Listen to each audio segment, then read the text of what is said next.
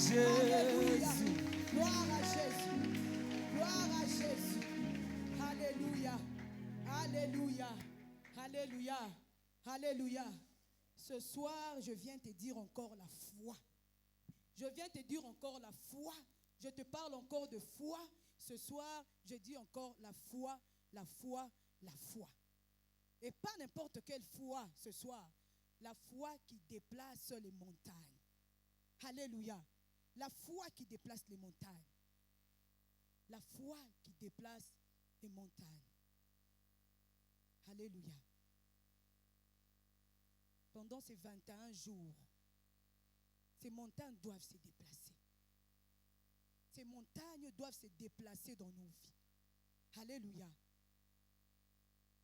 Marc 11, 22 à 24. Je suis dans la version du Semeur. Jésus répondit, ayez foi en Dieu.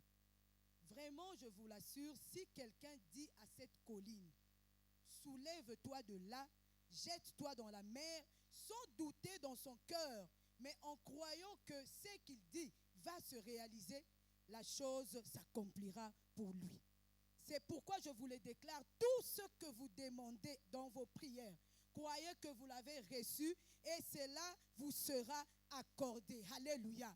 Tout ce que vous demanderez, croyez que vous l'avez reçu. Par la foi, vous parlerez à ces montagnes. Vous direz à ces montagnes, sors de là, déplace-toi et jette-toi dans la mer. Et cette montagne obéira. Par la foi, elle obéira. Par la foi, elle le fera. Rappelez-vous ce qu'on a dit hier. On a parlé de cette foi, cette façon de posséder. Hébreux 11.1. C'est cette façon de posséder ce qu'on espère. Cette façon de toucher, d'amener à la réalité ce qu'on espère. Une façon de posséder ce qu'on espère. La foi, elle fait preuve d'audace, elle agit. Gardons en tête cela, elle agit, elle fait preuve d'audace. La foi parle, la foi décrète. Et il dit que quand tu parles à ces montagnes, elles vont se déplacer. Les montagnes, frères, sœurs, ce sont ces choses qui vous résistent. Ce sont ces choses qui vous résistent, qui se dressent devant vous. Ce sont ces choses de foi qui vous fait manquer le sommeil peut-être, qui vous fait manquer l'appétit. Chaque fois que tu penses, tu sens que l'appétit est coupé. Ce sont des obstacles. Ce sont des limites qui sont devant de nous. Des défis que nous n'arrivons pas à contourner. Nous n'arrivons pas à passer. Nous n'arrivons pas à avancer.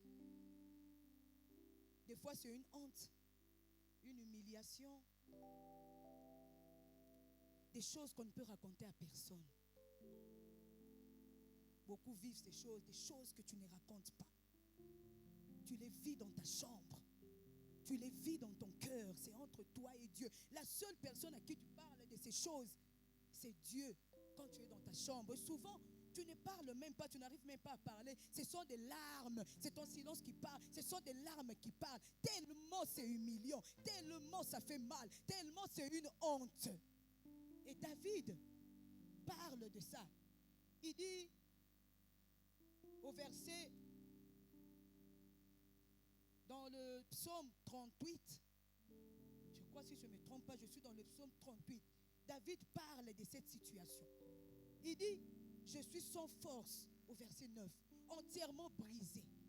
Le trouble de mon cœur m'arrache des gémissements. Je n'arrive même pas à parler.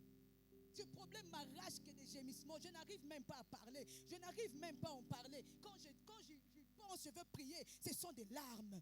Et plus haut, toujours dans le psaume 38, David décrit ce problème-là.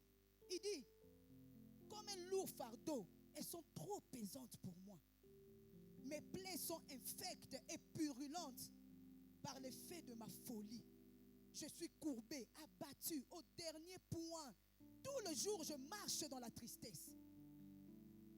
Car un mal brûlant dévore mes entrailles et il n'y a rien de sain dans ma chair. Il dit, Seigneur, tous mes désirs sont devant toi et mes soupirs ne te sont point cachés. Je ne fais que gémir. Et peut-être qu'il y a même certaines montagnes qui déjà, tu partages le nom avec cette montagne. C'est-à-dire qu'il y a des personnes qui portent le nom de leur montagne. Parce que les gens voient, les gens regardent. Et tellement qu'ils le voient tous les jours, c'est comme ça. Les gens, cet homme, cette soeur, ce frère, porte même déjà le nom de sa montagne, le nom de sa honte, le nom de son humiliation. Je me rappelle quand nous étions enfants, et c'est comme ça que le diable vraiment déploie sa méchanceté en passant par les hommes vraiment qui ne connaissent pas Dieu. Et il déploie sa méchanceté quand tu vois quelqu'un qui est déjà courbé, quelqu'un qui est déjà par terre, et tu continues à l'enfoncer au lieu de l'encourager. Je me rappelle quand nous étions des enfants, et même pour les enfants, vraiment la méchanceté. Je me rappelle qu'on avait un professeur. Et ce professeur, j'étais un enfant, mais je sais qu'il passait par des moments compliqués. Il passait par des moments compliqués. Vraiment, et ce professeur, c'était un professeur de sport, de gymnastique. Alors, chaque fois qu'il venait, tous les jours, il mettait la même tenue de sport. Et c'est à la longue, cette tenue-là s'est même trouée. C'était avec des traits comme ça. Et en lingala, on l'appelait Cheni Mbinjo. Parce qu'il y avait les traits là. C'est Mbinjo est là. Mbinjo est là. La méchanceté. Tu subis la méchanceté de l'homme. Alléluia. J'aimerais par là cette personne dire que Jésus est là ce soir et que tu actives ta foi. Il a dit à cette femme, ta foi t'a sauvée. Il a dit qu'il te soit fait selon ta foi. Active ta foi aujourd'hui. Il n'y a aucune montagne qui n'a pas de fin. Toute montagne a un début et a une fin. Alléluia. Et les gens secouent la tête en te voyant. Ils secouent la tête quand ils te regardent, ils secouent la tête, ils disent c'est fini. Ils secouent la tête, ils te regardent, c'est fini. Et les gens te regardent, ils disent, comme il disait à David quand son fils Absalom lui a pris le pouvoir, les gens regardaient David, ils secouaient la tête. Et ils disaient, plus de salut pour lui auprès de Dieu, c'est fini pour lui. Anakom, Anapata, son propre fils, Anamonesha. Plus de salut pour lui en Dieu. C'est fini. Tout le monde le regardait quand il fouillait avec le peuple qui était derrière lui et les gens hochaient la tête, regardaient. C'est fini. Il n'y a plus de salut pour lui en Dieu. Il n'y a plus de salut. C'est fini. Mais j'aime ce que David dit dans ce psaume 3. Il continue, David parle, il dit, ô Éternel, mes ennemis sont nombreux. Quelle multitude s'élève contre moi. Combien qui disent à mon sujet, plus de salut pour lui en Dieu. Mais c'est que je sais, David dit quelque chose de puissant. Mais toi, ô Éternel, tu es mon bouclier, tu es ma gloire et tu relèves ma tête. Un jour, tu relèveras ma tête. Un jour, mon frère, ma soeur qui vit cette situation, Dieu relèvera ta tête. Et pendant ces 21 jours, que Dieu relève ta tête. Alléluia. Il dit, de ma voix, j'écris à l'Éternel et il me répond de sa montagne sainte. Je me couche et je m'endors. Je me réveille car l'Éternel est mon soutien. Dors en paix parce que l'Éternel est là. Il est ton soutien. David dit, je ne crains pas les myriades de peuples qui m'assiègent de toutes parts. Lève-toi, ô Éternel. Que l'Éternel se lève aujourd'hui pour toi. Que l'Éternel se lève aujourd'hui dans cette situation. Que l'Éternel se lève aujourd'hui dans cette situation. Frère, la foi existe parce qu'il y a des problèmes. La foi suppose qu'il y a un défi, qu'il y a un blocage, qu'il y a une limite, qu'il y a une montagne que tu ne peux pas franchir. Et la seule chose qui peut déplacer cette montagne, c'est l'extraordinaire de Dieu, c'est ta foi. C'est l'extraordinaire de Dieu parce que cette montagne doit d'abord être déplacée par ta foi dans l'invisible et après par ta foi ramener cet invisible dans le visible. La foi existe parce qu'il existe des problèmes, parce qu'il existe des montagnes, des défis qui empêchent d'avancer. Alléluia. Ce n'est que par la foi que tu peux faire ces choses. Les montagnes, c'est pour les héros. Si tu vis cette montagne aujourd'hui, tu es un héros. Oui, si tu vis cette montagne, tu es un héros. Les montagnes, ce n'est pas pour n'importe qui. Les montagnes, c'est pour les héros. Les montagnes, c'est pour les héros. Et c'est pourquoi tu dois travailler ta foi. La foi, c'est travailler dans une autre dimension et arriver à faire des choses extraordinaires. Les héros, ces héros dont on nous parle dans Hébreux 11, il dit que Dieu, ces gens, il les a approuvés à cause de cette foi. Dieu les a approuvés. Mais c'était des êtres humains. C'était des êtres humains. Et ces héros, c'était des êtres humains ordinaires comme toi et moi, avec leurs défauts, avec leurs faiblesses, oui, avec leurs problèmes. Des êtres humains ordinaires, mais qui ont cru en un Dieu extraordinaire et qui sont devenus, par l'extraordinaire de Dieu, eux aussi sont devenus des hommes extraordinaires. Alléluia. Que Dieu fasse de nous des héros de la foi. Pendant ces 21 jours, que Dieu suscite des héros de la foi. La foi produit des héros. Alléluia. La foi produit des héros. C'est pourquoi protège ta foi plus que tout. Protège ta foi plus que tout. Frère, avec les montagnes qui se dressent devant de nous, avec les problèmes qu'il y a dans cette vie, si tu n'as pas la foi pour voir au-delà de ces problèmes, et que tu ne vois que les problèmes, aujourd'hui ça sera gastrite, demain ça sera tension, et l'autre ça sera, si tu ne vois pas avec les regards de Dieu, mon frère, tu es perdu. C'est pourquoi la parole de Dieu dit dans Habakkuk 2,4, le juste vivra par la foi. Parce que c'est ta foi qui te fera vivre. C'est la foi qui fera que tu avances. C'est la foi qui fera que je dors, je me réveille. Malgré le problème, je dors, je me réveille, je mange, j'ai la paix. Parce que je sais, je regarde avec le regard de Dieu. C'est la foi. C'est la foi qui te fera survivre. Tu ne peux pas survivre dans le monde, dans la marche avec Dieu. Tu ne peux pas survivre sans la foi. Le juste vivra par la foi. Il vivra par la foi. Même si tu n'es pas dans ces cas aujourd'hui, écoute bien. Même si tu n'es pas dans ces cas, les jeunes sont là. Peut-être qu'ils n'ont pas encore connu beaucoup de problèmes de la vie. Mais écoute ce que je suis en train de dire, parce que tu es concerné. Tu es concerné. Tu sais, c'est quand tout va bien, qu'on est insouciant. Quand c'est le beau temps, c'est quand on emmagasine, on récolte et on garde. C'est qu'on dit, vous prenez et vous gardez. Vous prenez et vous gardez dans votre cœur. Vous prenez et vous gardez. Vous faites de la réserve. Pourquoi? Parce qu'un jour, quand ça viendra, parce que ça viendra, un jour quand le doute viendra, un jour quand la tempête viendra, un jour quand la mer va bouger, tu te souviendras de ce message. Alléluia. Alors écoute bien, la foi vient de ce qu'on entend. Et ce qu'on entend vient de la parole de Dieu. Et ce jour-là, le Saint-Esprit, qu'est-ce qu'il fera? Il te rappellera tout ce dont on est en train de parler ici. Alléluia. Alléluia. Alléluia. Alléluia. Si tu es un enfant de Dieu, sache que la marche avec Dieu attirera toujours les montagnes. La marche avec Dieu attirera toujours les montagnes. D'ailleurs, plus tu avances et plus les montagnes se dresseront devant toi. À la dimension de ta foi, tu auras les montagnes à la dimension de ta foi. Si tu les déplaces, tu déplaces une montagne aujourd'hui, tu avances avec Dieu dans une autre dimension, il y a une autre montagne qui sera devant. Tu avances avec Dieu, il y a une autre montagne encore que tu vas rencontrer. Il y a des montagnes, tu vas rencontrer des montagnes et des montagnes et des montagnes. Alléluia.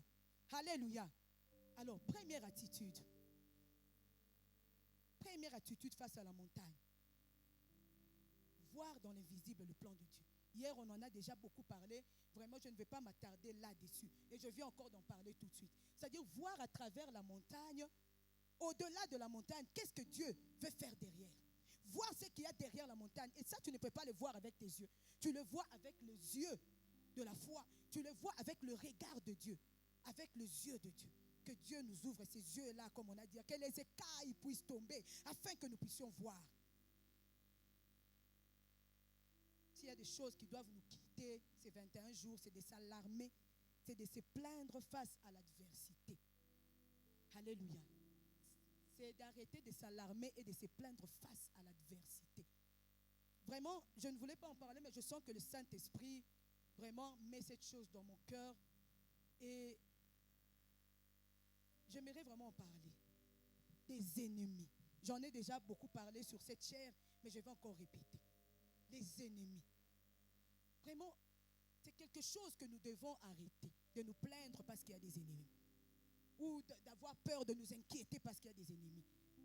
Dans Psaume 118, j'aime beaucoup ce psaume.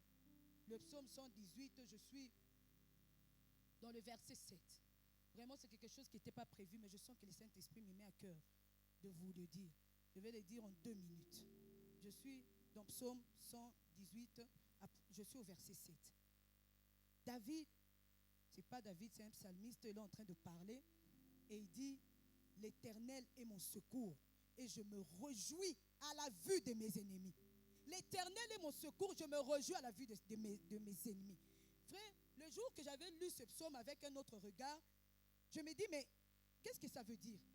Comment est-ce que le psalmiste peut dire, je me réjouis à la vue de mes ennemis. Comment est-ce que quelqu'un peut se réjouir à la vue des ennemis? Je vois qu'il y a des ennemis qui arrivent. Je vois qu'il y a des gens qui veulent me faire du mal. Mais comment est-ce qu'on peut se réjouir à la vue de ses ennemis?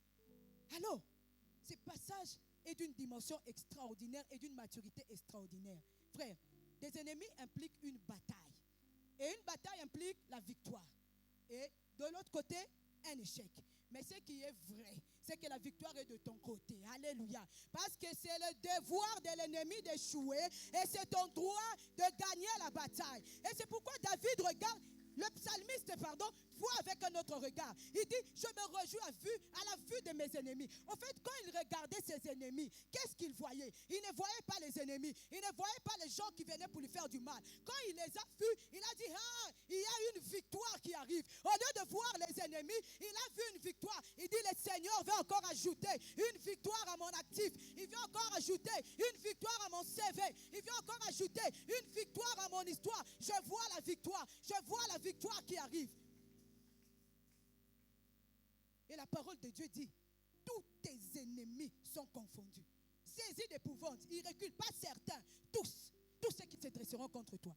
Alors pourquoi tu t'inquiètes quand tu vois des ennemis? Au lieu de voir une victoire, au lieu de voir la main de Dieu là-bas, pourquoi est-ce que tu t'inquiètes quand tu vois des ennemis?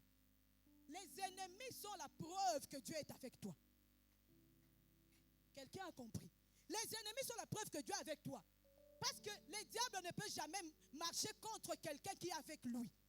Il vient toujours contre quelqu'un qui vient dans le sens opposé. Et quand tu vois les ennemis, ils annoncent quelque chose. Les ennemis annoncent que quand tu vas sortir de la vallée, parce que cette bataille-là, c'est la vallée. C'est quand tu vas sortir de la vallée qu'il y a une table qui est dressée quelque part. Or, la table dressée, comme je l'ai déjà dit, c'est dresse en face des adversaires. Il n'y a pas de table sans adversaire.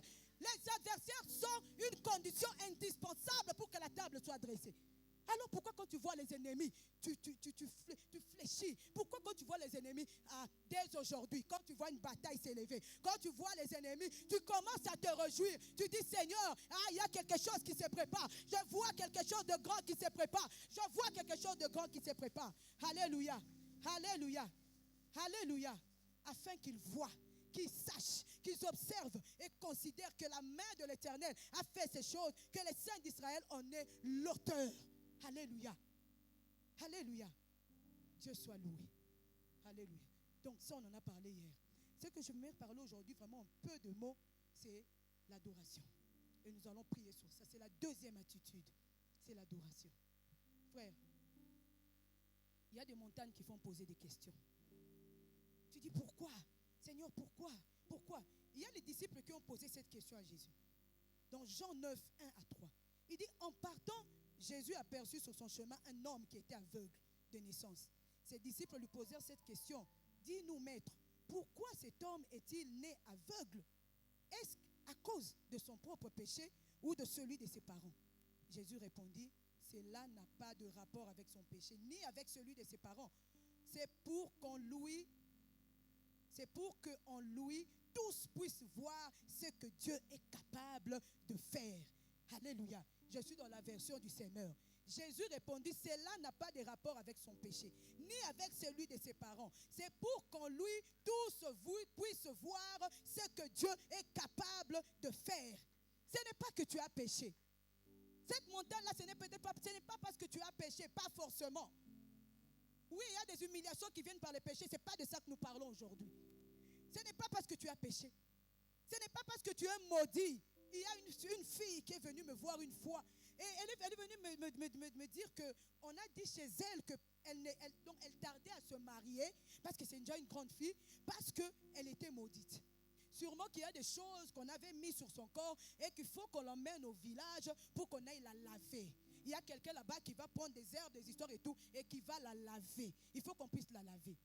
Frère, sœur, hier j'ai dit connais ton Dieu. Hier j'ai dit connais ton Dieu. On va te laver comment? Qui te parle de malédiction? Qui te parle de malédiction? On doit te laver pourquoi? Est-ce que tu ne connais pas ton Dieu? La malédiction, La parole de Dieu dit dans Galates 3 que Jésus lui-même s'est fait malédiction parce que la parole dit maudit soit celui qui est pendu au bois. Il a été pendu au bois, il s'est fait malédiction et il a pris notre malédiction avec lui. Un point, c'est tout, c'est simple. Comment on va aller te laver? Pourquoi tu ne peux pas attendre que mettre ta foi que cette montagne puisse tomber? Quand on va te laver, on va ajouter encore des démons. Faisons attention. Hier, on a dit, connais ton Dieu. Donc, ce n'est pas parce que tu as péché. Dieu, ce qu'il veut être le Dieu de ta montagne. C'est-à-dire que quand cette montagne se sera déplacée, que tu reconnaisses qu'il est le Dieu capable, puissant et grand, et que seul par sa main, cette montagne a pu être déplacée. Frère, la parole de Dieu dit dans Jean 4, 23, l'heure vient, et elle est déjà là, où les adorateurs adoreront le Père en esprit et en vérité. Le pasteur a touché un peu à ça le dimanche, l'autre dimanche là, en esprit et en vérité. La vraie adoration est celle-là qu'on a soi-même vécue. Les montagnes font que tu puisses vivre quelque chose qui va faire sortir de toi la vraie adoration. Pas l'adoration de quelqu'un d'autre. Pas l'adoration d'Abraham. Pas l'adoration d'Isaac. Pas l'adoration de Jacob. C'est bien, oui. Je peux lire les psaumes et adorer. Mais l'adoration véritable, la vraie adoration, les vrais adorateurs adorent en profondeur avec ce qu'il a vécu. Je peux répéter des mots, mais je n'entrerai pas en profondeur si je n'ai jamais connu. Si je n'ai jamais vécu cette chose. Abraham a dit Yahweh j'irai. Parce que sur la montagne, l'Éternel a pourvu. Il a donné le bélier. Il a pourvu. Et Abraham a appelé Yahweh j'irai.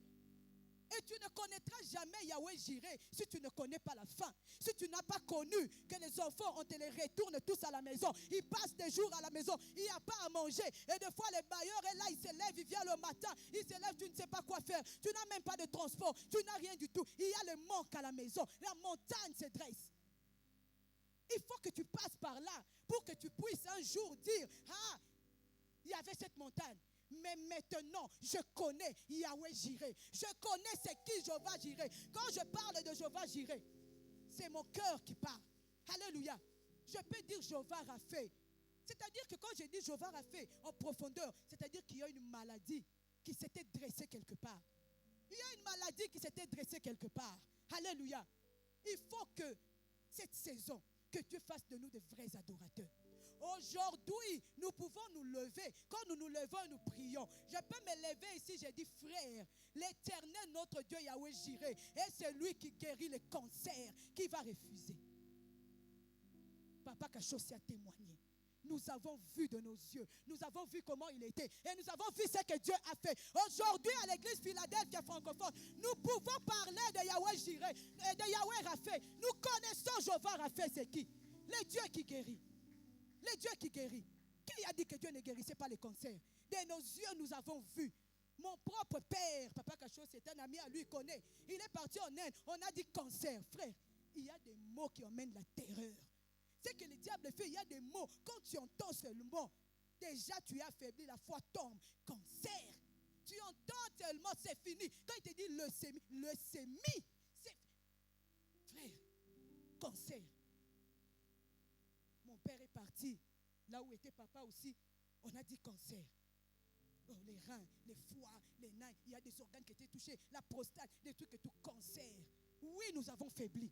Oui, nous avons faibli à l'instant. Tu sens que tu vacilles, ça arrive. Mais ce qu'il faut faire, c'est se lever dans la foi. C'est se lever dans la foi et parler à cette montagne. Minimiser cette montagne. Je ne vais pas mélanger là-dessus, je n'ai pas le temps. Mais c'est que je sais que juste après Papa Kachossi, lui il est parti et il est revenu. Qui va dire que notre Dieu ne guérit pas les cancers? Aujourd'hui, quand on parle de Jéhovah Rapha, je sais ce que c'est. J'ai vu de mes yeux Jéhovah Rapha. J'ai vu de mes yeux Jéhovah Rapha. La montagne permet une adoration profonde. C'est lui qui a affronté la montagne, adore Dieu en profondeur. Parce que c'est dans son cœur qu'il a vécu ces choses. Alléluia. C'est pourquoi tu affronteras des saisons, des montagnes, des montagnes. Parce qu'à chaque fois qu'il y a une montagne, il y a une nouvelle facette que Dieu veut te révéler. Il y a une nouvelle facette de lui. Il y a une facette de lui, une image de lui qu'il veut te révéler. Toutes les montagnes ne sont pas pareilles. La maladie te révèle qu'il est le Dieu qui guérit. Le manque te révèle qu'il est le Dieu qui pourvoit.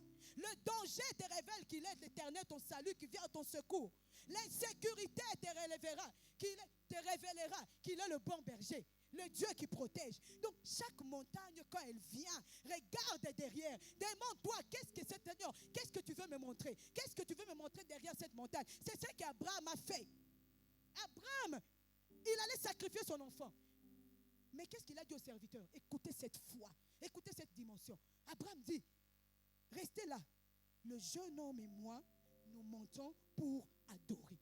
Mais il allait tuer son fils, frère. Son fils unique qu'il a eu dans la vieillesse. Dieu avait promis. Mais il a dit, nous allons pour adorer. Adorer. Abraham savait. Abraham savait et dit, Seigneur, je ne sais pas ce que tu veux me montrer, mais ce que je sais, c'est que quand je descendrai de cette montagne, je verrai encore. Il avait tellement vu avec Dieu, il avait tellement vécu avec Dieu, il connaissait son Dieu. Et il a dit, nous allons adorer. Il savait qu'il descendrait de là avec une adoration. Il ne savait pas comment. Il ne savait pas comment cela allait aboutir. Mais ce qu'il savait, c'est que derrière cette montagne, derrière chaque montagne, il y a une adoration. Il y a une adoration. Il y a une adoration. Et quand il est descendu avec la révélation de la facette de Jéhovah-Jireh. Vous savez, ma mère, elle peut prier pendant 2 heures, 3 heures adorer. Elle dit, Seigneur, tu es fidèle. Elle peut dire ça pendant des heures. Seigneur, tu es fidèle. Le Dieu de l'Alliance, tu es fidèle. Le Dieu de l'Alliance, tu es fidèle. Elle peut dire ça pendant des heures. Une adoration qui vient de son cœur. Parce qu'elle a vu la fidélité de Dieu. Elle a vu la fidélité de Dieu. Frère, les mamans qui sont là, je ne sais pas pourquoi le Saint-Esprit me met à cœur de parler de ça. Les mamans qui sont là, ne négligez pas. Quand nous prions ici, les pasteurs disent prions, prions. Nous nous asseyons, nous négligeons. Il faut batailler. Il faut réclamer. Frère, la réclamation divine existe. La réclamation divine existe, maman. De la même manière qu'il y a la réclamation satanique, on a signé des contrats là-bas, on a signé des contrats à ton nom, on a sacrifié. De la même manière, tu peux faire des alliances et des contrats avec Dieu et la réclamation divine suivra tes enfants. Il existe la réclamation divine, frère.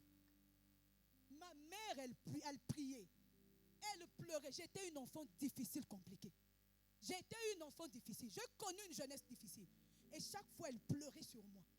Elle pleurait chaque fois. Elle pleurait. Seigneur, ma fille. Seigneur, ma fille. Mais qu'est-ce qui se passe, Seigneur? Pourtant, elle est là. Elle te connaît. Je l'ai élevée dans ton nom. Elle te connaît, elle te connaît, elle te connaît. Mais j'ai une adolescence compliquée. Vous comprenez de quoi je veux parler? Elle pleurait. Elle pleurait. Elle pleurait. Mais en un moment donné, elle a changé de prière. Elle a commencé à réclamer. Elle a commencé à réclamer, à dire des choses. Elle a commencé à déclarer comme je l'ai dit hier. Je ne sais pas pourquoi le Seigneur me met à cœur de parler de ça. Elle a commencé à réclamer. Seigneur, ma fille, je sais, tu m'as fait des promesses sur elle. Elle reviendra, elle te servira. Elle te servira plus que moi. Elle prêchera la parole. Elle annoncera la bonne nouvelle. Elle prêchera, elle te servira. Elle te craindra. Elle sera une grande dame. Elle sera une grande servante de Dieu. Seigneur, ma fille, je te la donne. Je te la donne. Elle était comme une folle dans la chambre. Elle prend le papier. Elle prend, je me rappelle.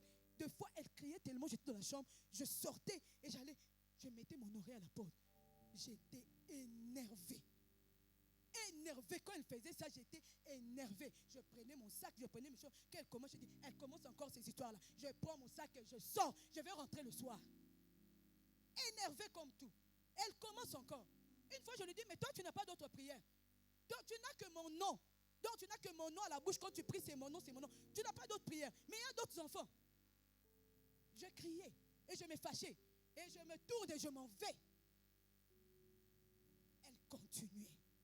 C'est la servante de Dieu. Elle te servira. C'est ta servante. Elle te servira. Elle prêchera. Le diable n'amènera pas mon enfant. Il ne le fera pas. Il n'a pas ce droit. Seigneur, elle prenait le papier. Frère, ne négligeons pas de choses. Elle prenait ce papier. Elle prenait comme une folle. Elle commence à signer. Seigneur, je signe le contrat avec toi. Sur le nom de ma fille, je signe le contrat. Je signe le contrat. Je te la donne. Elle est liée par mon alliance entre toi et moi. Je te la donne. Je te la consacre. Je te la donne. je m'énervais. Frère, le jour que la réclamation divine m'a réclamé, excusez-moi de répéter, le jour que ça m'a réclamé, ça m'a réclamé. Je n'ai pas le temps de témoigner maintenant, donner mon histoire. Mais le jour que ça m'a réclamé, ça m'a réclamé. Ça m'a réclamé. Merci papa, merci papa. Merci papa. C'est mon papa. Hein? Il sait de quoi il parle. Il a beaucoup souffert. Que Dieu le bénisse. Il a souffert avec moi. Il a souffert avec moi. Je vous dis le jour que ça m'a réclamé. Je ne sais pas comment je suis revenu. Mais ce qui est vrai, c'est que je suis là aujourd'hui. Et je suis ce que je suis. Allô? Quand elle parle de Dieu fidèle, chaque fois qu'elle vient, quand elle me voit, elle me pose, Seigneur, tu es fidèle. Chaque fois qu'elle me voit prêcher, Seigneur, tu es fidèle. Seigneur, tu es fidèle. Le Dieu de mon alliance, le Dieu, elle peut dire ça pendant des heures. Elle connaît, elle a vécu, elle sait c'est quoi le Dieu de l'alliance. Elle a vécu le Dieu fidèle à son alliance. Elle a vécu le Dieu fidèle à son alliance. Alléluia. Alléluia. Chaque facette sera un nouveau cantique, un nouveau témoignage, une nouvelle adoration que tu vas découvrir avec Dieu. Aujourd'hui, tu vas découvrir le Dieu qui guérit. Demain, tu vas découvrir le Dieu qui pourvoit. Le lendemain, tu vas découvrir le Dieu qui protège. Le surlendemain, tu vas découvrir le Dieu, le Dieu, les dieux, les dieux, les dieux. C'est pourquoi tu rencontreras toujours des montagnes. Parce que chaque facette de Dieu est attachée à une montagne. Alléluia. Il y a une différence entre celui qui dit, le Dieu qui guérit. Il y a quelqu'un qui te dit, oui, Dieu guérit. Il y a une différence. Quand Papa Cachos te dit, le Dieu qui m'a guéri. Il y a une différence. Il y a une différence. Alléluia. Vraiment, Dieu est fidèle. Alléluia. Dieu est fidèle. Et tu dois affronter les montagnes. Tu dois affronter les montagnes pour découvrir les facettes de Dieu. Pour découvrir une nouvelle adoration. Tu dois affronter ces montagnes. Que de cette église puisse sortir une adoration profonde. Que nous ne puissions pas vivre les choses par théorie, mais une adoration profonde vraiment qui va venir de notre cœur. La force et la puissance du témoignage est très important. Frère, j'atterris par là. N'oublie pas de témoigner. Quand Dieu fait quelque chose, témoigne. Tu ne sais pas combien de cœurs est-ce que tu réconfortes quand tu témoignes. Tu ne sais pas ton témoignage va réconforter combien de cœurs. Peut-être que la prédication ne lui fera rien, ce sont des choses qu'il a aujourd'hui, mais ton témoignage, les témoignages ont plus de force que la prédication. Le témoignage, parce que c'est du vécu.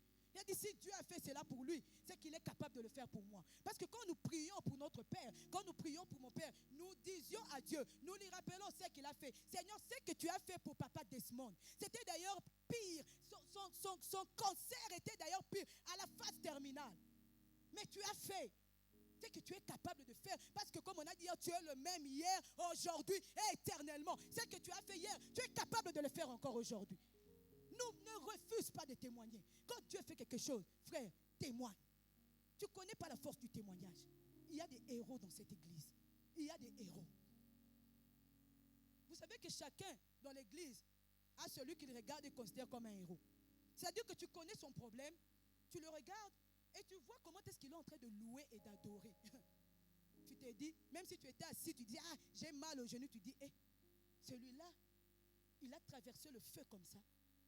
Il a battu une montagne et il est en train d'adorer comme ça. Et puis moi, à qui le Seigneur a tout donné. Et tu te lèves directement, tu commences à adorer. Tu le regardes et tu te sens, la foi est fortifiée. Frère, n'oublions pas de témoigner. Alors quand Dieu te donnera un témoignage, pendant ces 21 jours, n'oublie pas de témoigner. N'oublie pas de témoigner. Alléluia. Alléluia. Est-ce que tu peux t'élever? Nous allons prier.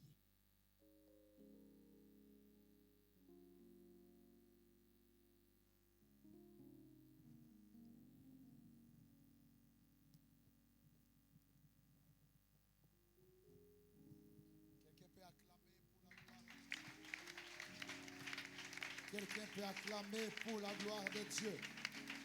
Acclame pour la gloire de Dieu. Acclame la parole de Dieu.